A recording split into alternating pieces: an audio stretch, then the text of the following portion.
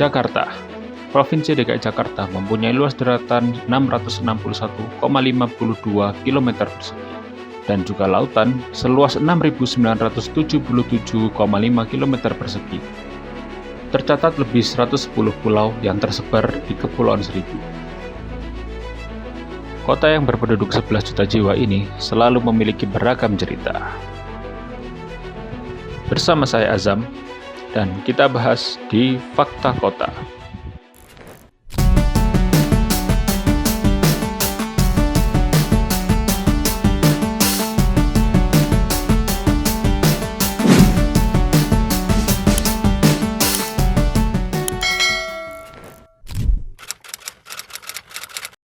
Kalau kita ngomong Jakarta nih teman-teman, Jakarta itu kita harus sedikit mundur, nggak harus sedikit ya, kita harus mundur jauh ke belakang, sekitar abad ke-16.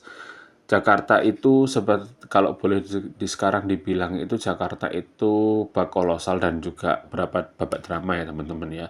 Karena nama Jakarta sendiri itu ternyata terdiri dari beberapa lapisan sejarah. Nah, awalnya, kita bahas awalnya teman-teman ya, dari mana Jakarta bermula. Jakarta bermula itu dari nama yaitu Pelabuhan Sunda Kelapa. Nah, Pelabuhan Sunda Kelapa ini dulu adalah pusat perdagangan dan juga istilahnya jual beli. Nah, di zaman Kerajaan Sunda teman-teman. Tapi pada tahun 1527, Kerajaan Demak yang diwakili oleh Fathaillah berhasil merebut Pelabuhan Sunda Kelapa ini dari kependudukan Portugis, teman-teman. Nah, kemudian untuk merayakan kemenangan tersebut, Fathaillah merubah nama Sunda Kelapa menjadi Jayakarta, yang artinya adalah kota yang menang.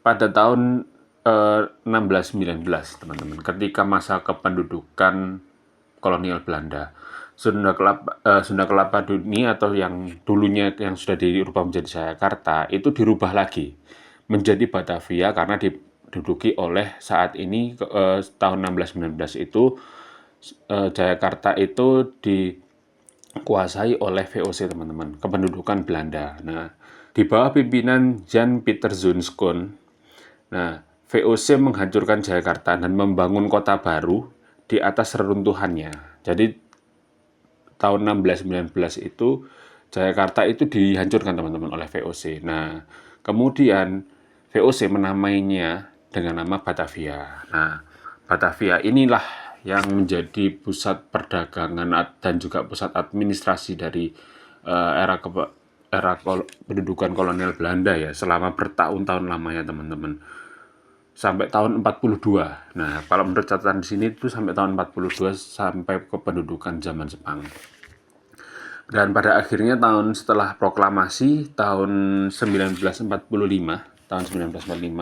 ketika kemerdekaan Indonesia berhasil direbut, kota Batavia ini dirubah namanya menjadi Jakarta. Jadi seperti yang saya bilang di awal tadi, Jakarta ini kalau kita berbicara mengenai sejarah awal, dari mana Jakarta bermula, dari mana Jakarta terbentuk, Jakarta itu adalah terbentuk dari berbagai lapisan-lapisan sejarah, nama, dan juga berbagai peristiwa sejarah besar, peristiwa kependudukan, dan juga perebutan kota yang sudah terjadi berabad-abad lamanya, bertahun-tahun lamanya.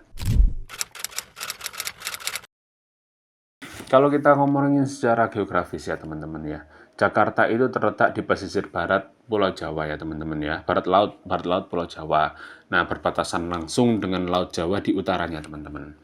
Nah, sayangnya kalau kita bilang lokasi geografis ini ya, hanya terletak beberapa meter dari atas permukaan laut. Nah, hal ini juga yang bisa menjadi ancaman atau menjadi menjadi khawatiran tersendiri yang terjadi di beberapa hari terakhir ini. Kalau saya melihat pemberitaan bahwa ancaman terbesar Jakarta adalah yaitu penurunan tanah atau sinking. Nah, itu juga sudah terjadi ya teman-teman ya, sudah terlihat buktinya juga bahwa beberapa pemberitaan, beberapa video menunjukkan bahwa volume air laut itu sudah berada di atas tanah dari kota Jakarta itu sendiri di beberapa daerah ya teman-teman ya.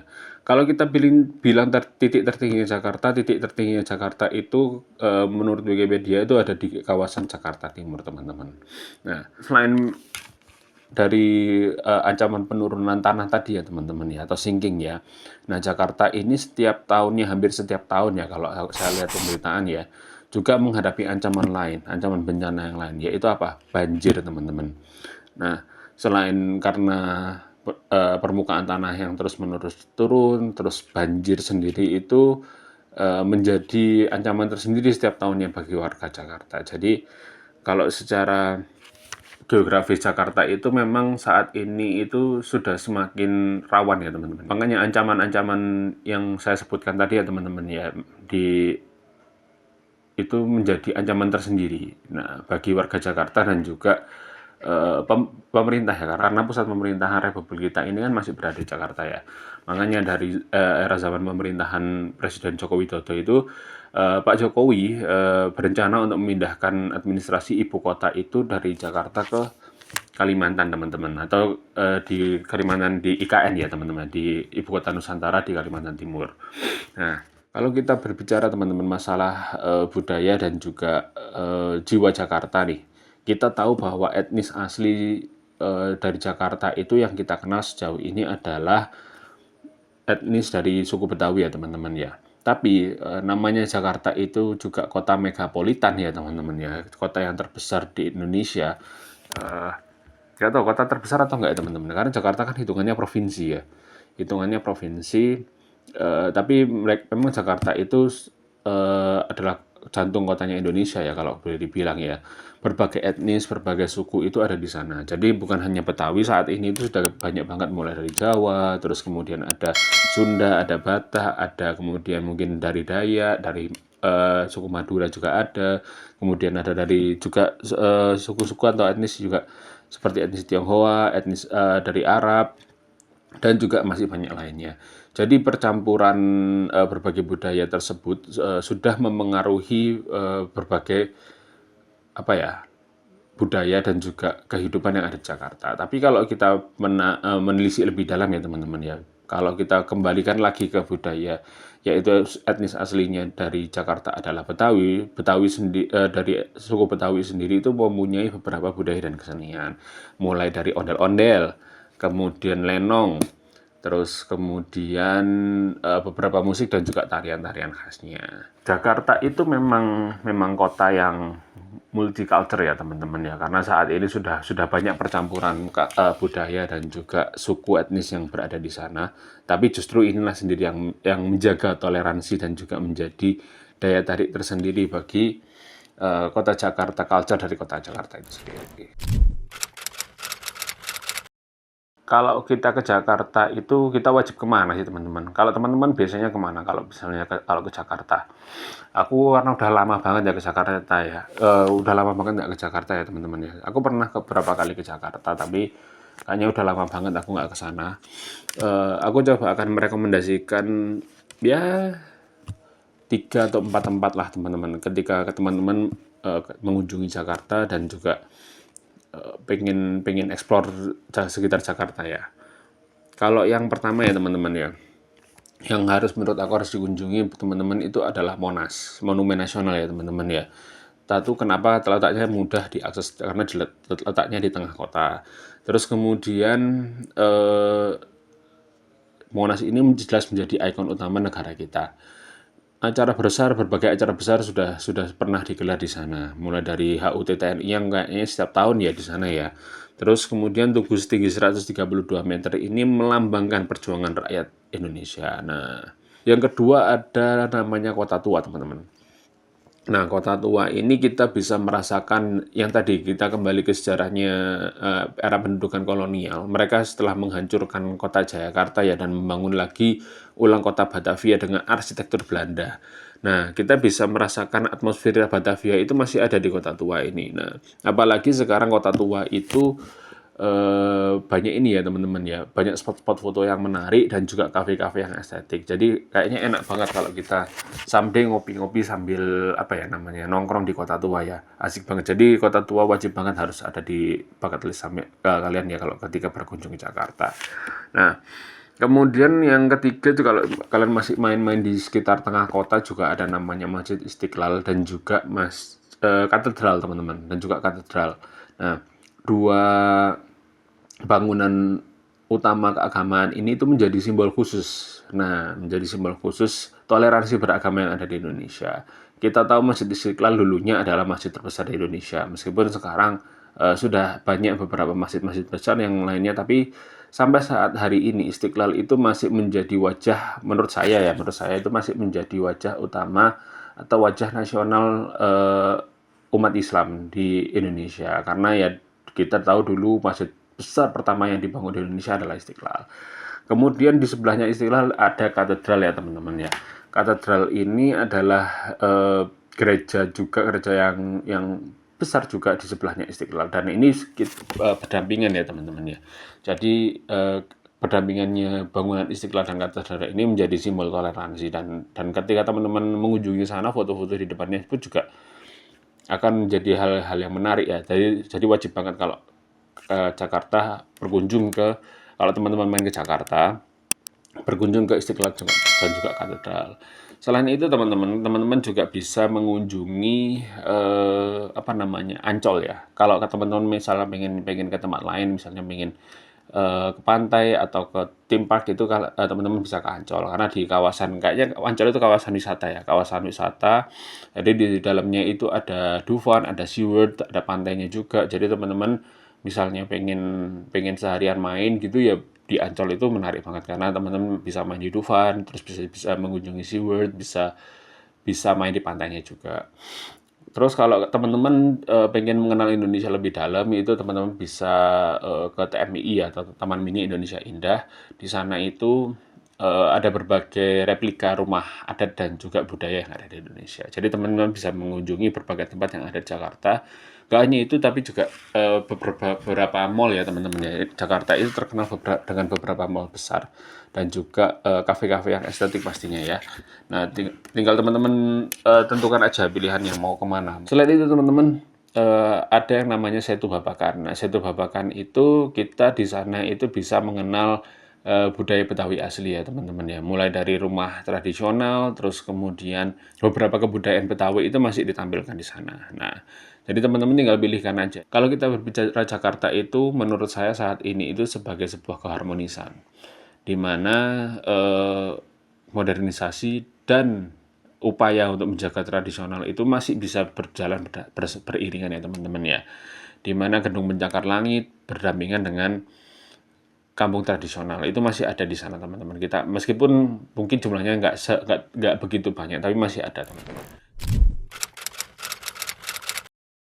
Oke, Jakarta punya rasa. Kita sekarang berbicara mengenai kuliner Jakarta, teman-teman. Nah, Jakarta sendiri itu sebenarnya punya beberapa kuliner khas ya, teman-teman ya. Tapi ya itu tadi, karena seperti yang saya awal bilang bahwa Jakarta ini saat ini tuh bukan hanya diduduki oleh satu suku ya, tapi sudah berbagai macam etnis, berbagai macam orang. Jadi eh, budaya rasa makanannya itu sudah macam-macam, sudah banyak pilihan lah untuk berkuliner berkuliner Jakarta ya. Kayak semacam sekarang yang lagi rame itu, yang setahu saya kayak gultik ya. Gultik itu always rame. Terus beberapa tempat kafe-kafe di Jakarta itu juga sudah rame. Terus beberapa kafe modern kan juga sudah memberikan menu-menu modern. Nah, kalau kalau kita berbicara otentiknya ya teman, kuliner otentik dari Jakarta sendiri itu ada beberapa teman-teman. Yang pertama, kalau aku dulu ya, kalau boleh sedikit cerita, kalau di aku dulu Jakarta pernah ke PRJ. Nah, di PRJ itu selalu always nggak pernah nggak beli yang namanya kerak telur. Nah, kerak telur ini menurut aku kuliner legendaris yang Jakarta banget. Yang Jakarta banget itu yaitu kerak telur ini. Nah, biasanya itu kan dibuat dari telur, terus kemudian ketan, kemudian disangrai, terus dikasih ebi gitu ya teman-teman ya. Itu rasanya enak banget sih kerak telur itu. Aku seneng banget dulu beli kerak telur. Karena kalau di tempat saya sekarang kayaknya udah sulit ya, nggak ada sih kayaknya ya. Kemudian ada yang namanya soto Betawi. Nah, soto Betawi ini soto yang enak banget sih, kayaknya menjadi comfort food-nya orang Jakarta ya, menurut aku. Karena enak banget, terus aku sebut juga seneng soto Betawi gitu loh, karena isiannya macam-macam, terus rasanya gurih, terus enak, apa namanya, bersantan gitu kan, gurih, creamy gitu, terus dipadukan dengan daging, potongan daging atau jeroan, itu enak banget teman-teman. Terus yang ketiga itu ada nasi uduk. Nah, nasi uduk ini juga andalan ya teman-teman ya, andalan dari berbagai orang Jakarta, karena biasanya dibuat sarapan atau juga biasanya malam-malam juga banyak yang jual nasi uduk sekarang ya. Biasanya itu dipakein side dish-nya itu biasanya ada bihun, kemudian ada orek tempe, ada teri kacang, biasanya dipakai sambal kacang, terus pakai bakwan sayur, bakwan jagung, itu mantep banget nasi uduk teman-teman. Ada juga ketoprak ya teman-teman ya. Nah, ketoprak ini juga kayaknya khas Jakarta ya. Dia itu semacam campuran ketupat, tahu, bihun, tauge, dan juga saus kacang. Nah, kalau kita berbicara kuliner Jakarta, eh, itu banyak macam pilihan sekarang teman-teman ya. Mulai dari yang teman-teman mau modern, boleh di berbagai kafe. Terus kalau beberapa makanan tradisional, saya rasa juga di beberapa pedagang kaki lima di Jakarta masih banyak yang menjajakannya. Jadi tinggal pilihan teman-teman mau referensi, mau makanan yang modern atau makanan tradisional, kembali ke selera teman-teman.